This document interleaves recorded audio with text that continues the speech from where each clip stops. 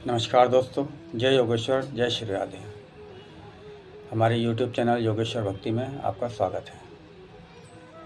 आज हम एक कहानी लेकर आए हैं, विश्वास और समर्पण की। भगवान के प्रति विश्वास और समर्पण की। तो कहानी शुरू करते हैं।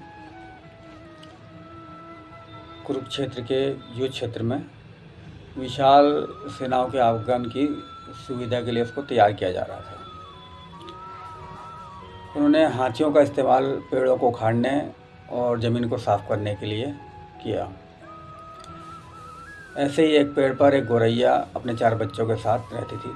उस पेड़ को उखाड़ा जा रहा था तो उसका घोंसला ज़मीन पर गिर गया, लेकिन चमत्कारिक रूप से उसकी संतानें किसी भी अनहोनी से बच गई। वो अभी बहुत छोटे होने के कारण उड़ने में असमर्थ थे। कमज़ोर और भयभीत गौरैया मदद के लिए इधर उधर देखती रही।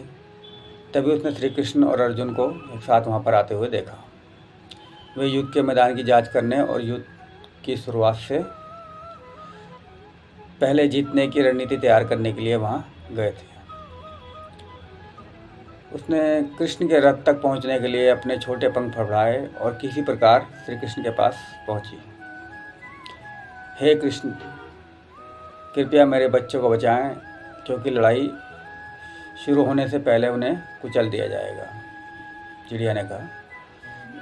और भगवान बोले, मैं तुम्हारी बात सुन रहा हूँ, लेकिन मैं प्रकृति के कानून में हस्तक्षेप नहीं करूँगा। गौरैया ने कहा, हे भगवान, मैं जानती हूँ आप मेरे उद्धारकर्ता हैं। मैं अपने बच्चों के भाग्य को आपके हाथों में सौंपती हूँ। अब यह आपके ऊपर है कि आप उन्हें मारते हैं या उन्हें बचाते हैं। काल चक्र पर किसी का बस नहीं है। श्री कृष्ण ने एक साधारण व्यक्ति की तरह उससे बात की, ये बोला उन्होंने, और मैं इस बारे में कुछ नहीं कर सकता। गौरैया ने विश्वास और श्रद्धा के साथ कहा, प्रभु, आप कैसे और क्या करते हैं वह मैं नहीं जान सकती। आप स्वयं काल के नियंता हैं। यह मुझे पता है कि मैं सारी स्थिति एवं परिस्थिति एवं स्वयं को परिवार सहित आपको समर्पण करती हूँ। भगवान बोले, ठीक है, अपने घोंसले में 3 महीने का भोजन का संग्रह करो। गौरैया और श्री कृष्ण का संवाद से अनभिज्ञ अर्जुन गौरैया को दूर भगाने की कोशिश कर रहे थे। गौरैया उड़कर अपने घोंसले में चली गई। 2 दिन बाद संघ के उद्घोष से युद्ध शुरू होने की घोषणा हुई। कृष्ण ने अर्जुन से कहा कि अपने धनुष और बाण मुझे दे दो। अर्जुन चौंका, क्योंकि कृष्ण ने युद्ध में कोई भी हथियार उठाने से मना किया था। शपथ ली थी उन्होंने कि मैं हथियार नहीं उठाऊंगा। इसके अतिरिक्त अर्जुन का मानना था कि वही सबसे अच्छा धनुर्धर है। तो अर्जुन ने कहा कि भगवान, मुझे आज्ञा दें, मेरे तीरों से कुछ भी अभेद नहीं है। चुपचाप अर्जुन से धनुष लेकर कृष्ण ने एक हाथी को निशाना बनाया, लेकिन हाथी को मार के गिराने के बजाय तीर हाथी के गले की घंटी से जा टकराया और एक चिंगारी सी उड़ी। अर्जुन ये देखकर अपनी हंसी नहीं रोक पाए और उन्होंने कहा कि भगवान एक आसान सा निशाना नहीं लगा पाए। तो अर्जुन ने कहा कि भगवान, क्या मैं प्रयास करूं? उनकी प्रतिक्रिया को नज़रअंदाज करते हुए कृष्ण ने उन्हें धनुष वापस दिया और कहा कि कोई और कार्यवाही की आवश्यकता नहीं है। लेकिन केशव, आपने हाथी को तीर क्यों नहीं मारा? अर्जुन ने पूछा।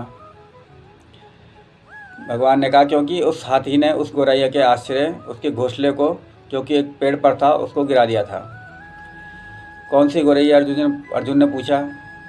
इसके अतिरिक्त हाथी तो अभी भी स्वस्थ और जीवित है, केवल घंटी टूटकर गिरी है। अर्जुन के सवालों को खारिज करते हुए कृष्ण ने शंख फूंकने का निर्देश दिया। युद्ध शुरू हुआ। अगले 18 दिनों तक कई जानें चली गई। अंत में पांडवों की जीत हुई। एक बार फिर श्री कृष्ण अर्जुन को अपने साथ दूर क्षेत्र में भ्रमण के लिए ले गए। कई शव अभी भी वहाँ जो उनके अंतिम संस्कार का इंतजार कर रहे थे, पड़े हुए थे। जंग का मैदान गंभीर अंगों और सिर और बेजान सीढ़ियों और हाथियों से अटा पड़ा था। कृष्ण एक निश्चित स्थान पर रुके और एक घंटी जो कि हाथी पर बांधी जाती है उसे देखकर विचार करने लगे।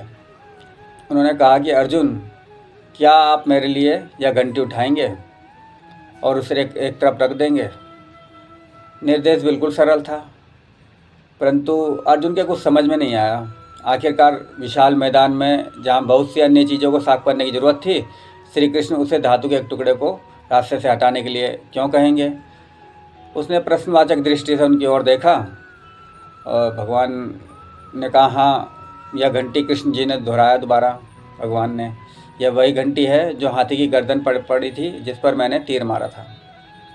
अर्जुन बिना किसी और सवाल के भारी घंटी उठाने के लिए नीचे झुका। जैसे ही उन्होंने उसे उठाया, उसकी हमेशा के लिए जैसे दुनिया बदल गई।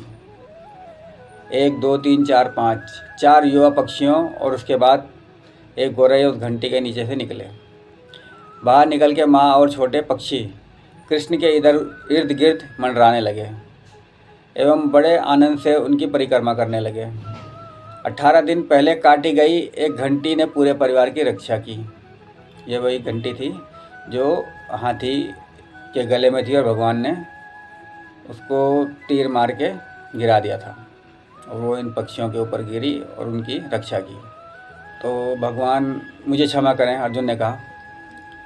मानव शरीर में देखकर और सामान्य मनुष्यों की तरह व्यवहार करते हुए मैं भूल गया था कि आप वास्तव में कौन हैं। तो घंटी जब गिरी तो उनका राशन पानी भगवान ने पहले ही उस जगह पे 3 हफ्ते का बोल दिया था कि भाई इकट्ठा कर लो राशन पानी अपना। तो घंटी वहाँ गिरी। कितनी घंटी बड़ी रही होगी, कितने बड़ा आकार रहा होगा उस समय उस घंटी का कि उसने उन पक्षियों को भी ढका और उनका जो छोटा मोटा राशन पानी था वो भी सब ढक के, तो इस तरीके से उनकी रक्षा हुई। तो भगवान पे उस चिड़िया का संपूर्ण विश्वास था और उसने पूरा समर्पण भगवान को किया कि आप ही, हमने अपना पूरा परिवार आपको सौंप दिया है, आप इसका परिवार की रक्षा करो या जैसे भी करो, आप जानो। तो जब भगवान के ऊपर विश्वास और समर्पण होता है तो भगवान स्वयं उस इंसान की या किसी भी जीव की रक्षा करते हैं। आइए अब हम भी इस घंटी के नीचे विश्राम करें जब तक यह हमारे ऊपर से उठाई ना जाए। जय योगेश्वर, जय श्री राधे।